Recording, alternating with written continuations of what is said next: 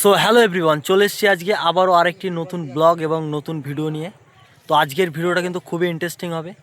আর দেখতে পাচ্ছ আমি ধান খেতে আছি এবং সবাই ধান কাটছে। আরও কিছুটা জমি ধান কাটা হয়ে গেছে অলরেডি।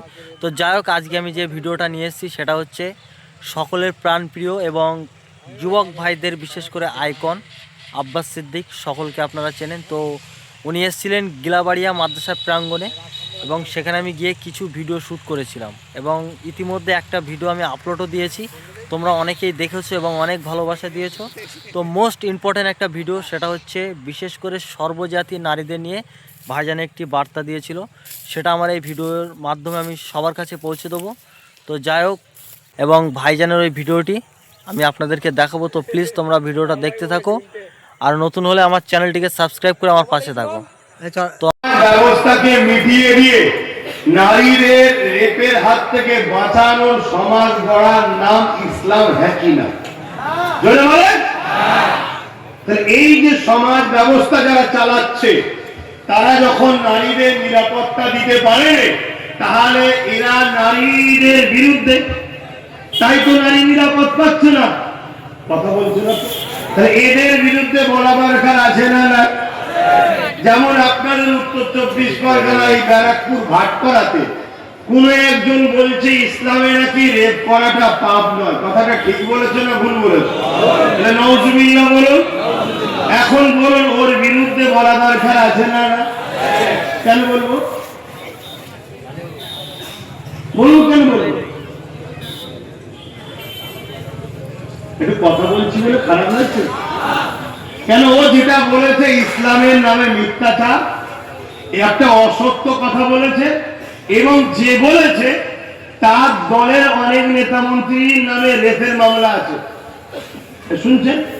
তারা যেসব জায়গায় শাসন চালাচ্ছে সেসব জায়গায় কন্টিনিউ নারীরা রেপ হচ্ছে, তারা রুখতে বলে পারে না, এবং ইসলামের নামে তারা মিথ্যাচার করছে।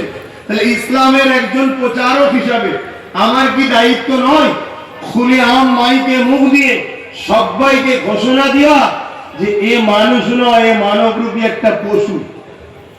কেন এ মিথ্যা কথা বলছে, এ সত্য কথা বলে নে, এ সমাজে ফিতনা লাগাচ্ছে, এই ইসলামকে অপমান করছে, এই ইসলামকে খাটো করছে, এই ইসলামের দুশ্মন, এই ইসলামকে বদনাম করে ইসলামকে মিটাবার চেষ্টা করছে, এটা সমাজে বলা নাই হবে না অন্যায় হবে?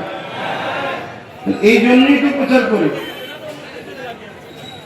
আল্লাহ নবী জানিয়ে দিলেন যে মায়ের জাতি সম্মান করতে পারে না, ও সুরাতে সকলে মানুষ হতে পারে, কিন্তু ওর মনুষ্যত্ব শেষ হয়ে গেছে, ওর এই জমিনের উপরে বেঁচে থাকার কোনো অধিকার নাই। ওকে গলা পর্যন্ত পুঁতে দাও, পাথর মেরে নিক্ষেপ করে করে ওকে মেনে দাও, ওকে খতম করে দাও, শেষ করে দাও।